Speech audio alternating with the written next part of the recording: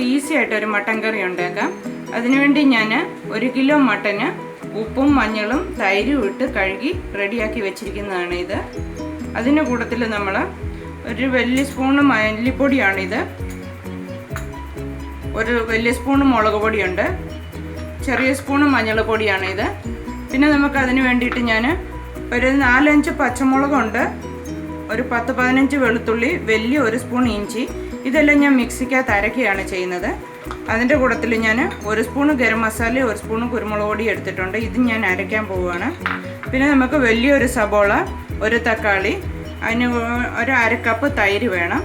ഇനി നമുക്കിതെല്ലാം മിക്സിക്കകത്ത് ഒന്ന് അരച്ചെടുക്കാം. ഞാൻ ഈ അരയ്ക്കാനുള്ള സാധനങ്ങളെല്ലാം മിക്സിക്കകത്ത് ഇടാം. ഇഞ്ചിയും വെളുത്തുള്ളിയും പച്ചമുളകും, അതിൻ്റെ കൂട്ടത്തിൽ ഞാൻ എടുത്ത് വെച്ചിരിക്കുന്ന മല്ലിപ്പൊടി, മുളക് പൊടി, ഈ ഗരം മസാലയും കുരുമുളക് പൊടിയും ഇതും കൂടി നമുക്ക് അരയ്ക്കാം. ഈ മഞ്ഞൾ പൊടി ഇതെല്ലാം അരച്ച് നമ്മൾ നല്ലൊരു പേസ്റ്റാക്കി എടുക്കാം. അത് കഴിഞ്ഞ് വേണം നമ്മൾ സവോള വഴറ്റി ഉണ്ടാക്കാൻ. ആദ്യം നമുക്കിത് ഇച്ചിരി വെള്ളം ഒഴിച്ച് മിക്സിയിൽ നല്ലതുപോലെ അരച്ച് പേസ്റ്റാക്കി എടുക്കാം. നമ്മുടെ കുക്കർ ചൂടായിട്ടുണ്ട്. നമുക്കിത് ഒരു കുക്കറിനകത്ത് വേവിക്കാം. മട്ടൻ ആയതുകൊണ്ട് ഇച്ചിരി ചില മട്ടന് നല്ല വേവ് കാണും. ഇതിപ്പോൾ ഞാൻ എണ്ണ ചൂടാക്കി കടുക് പൊട്ടിയിട്ടുണ്ട്. ഇനി നമുക്ക് അതിനകത്ത് അരിഞ്ഞു വെച്ചിരിക്കുന്ന സവോള ഇടാം. ഈ സവോള ഒന്നൊന്ന് വാടിക്കഴിഞ്ഞിട്ട് നമുക്ക് ബാക്കി മസാല ചേർക്കാം. നമ്മുടെ ഉള്ളി നല്ലതുപോലെ വഴന്നിട്ടുണ്ട്. ഞാനിപ്പോൾ അരച്ച് വെച്ചിരിക്കുന്ന മസാല ഇതിൻ്റെ കൂടെ ചേർക്കാം. ഇത് നല്ലതുപോലെ പച്ചമണം മാറിയിട്ട് വേണം നമ്മൾ ബാക്കി ചേർക്കാൻ.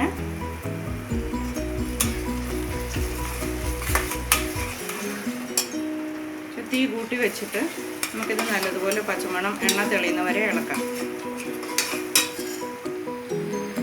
നമ്മുടെ മസാല നല്ലതുപോലെ മൂത്തിട്ടുണ്ട്.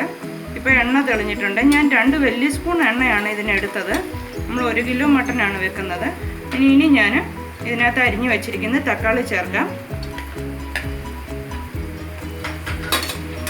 തക്കാളി നമ്മൾ കുക്കർ വിസിലടിക്കുന്നത് അതുകൊണ്ട് കൂട്ടത്തിൽ തന്നെ അങ്ങ് വെന്ത് പൊക്കോളും. ഇനി നമുക്ക് കഴുകി റെഡിയാക്കി വെച്ചിരിക്കുന്ന മട്ടനും ഇതിൻ്റെ കൂടെ ചേർക്കാം. ഈ മട്ടൻ കഴുകി റെഡിയാക്കി വെച്ചിരിക്കുന്നത് നമ്മൾ ഇതിൻ്റെ കൂടെ ചേർക്കാം.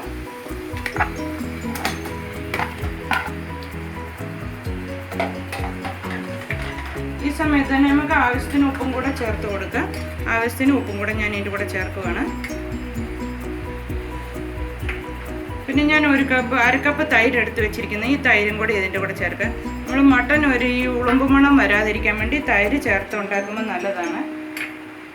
ഇറച്ചിക്ക് ഒരു സോഫ്റ്റ് കിട്ടും. പിന്നെ ഇത് കുറച്ച് മല്ലിയിലയും കരിയാപ്പിലയും എടുത്ത് വെച്ചിരിക്കുന്ന അതും കൂടെ നമുക്കിതിൻ്റെ കൂടെ ചേർക്കാം. ഇതെല്ലാം നല്ലതുപോലെ ഒന്ന് ഇളക്കി നമുക്ക് മിക്സ് ആക്കാം.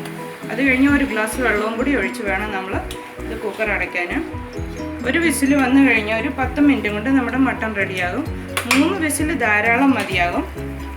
ബീഫ് വേവിക്കുന്ന അത്ര വേവും മട്ടൺ ഇല്ല. നമുക്കൊരു 3 വിസിലും കൊണ്ട് നമ്മുടെ മട്ടൺ റെഡിയാകും. ഞാൻ ഇതിൻ്റെ കൂടെ 1 ഗ്ലാസ് വെള്ളവും കൂടെ ചേർക്കുകയാണ്. ഇതിന് നല്ലതുപോലെ ഇളക്കി ഒന്ന് മിക്സ് ആക്കി കഴിഞ്ഞ് നമുക്ക് ലിഡ് വെച്ച് കുക്കർ 3 വിസിൽ അടുപ്പിക്കാം.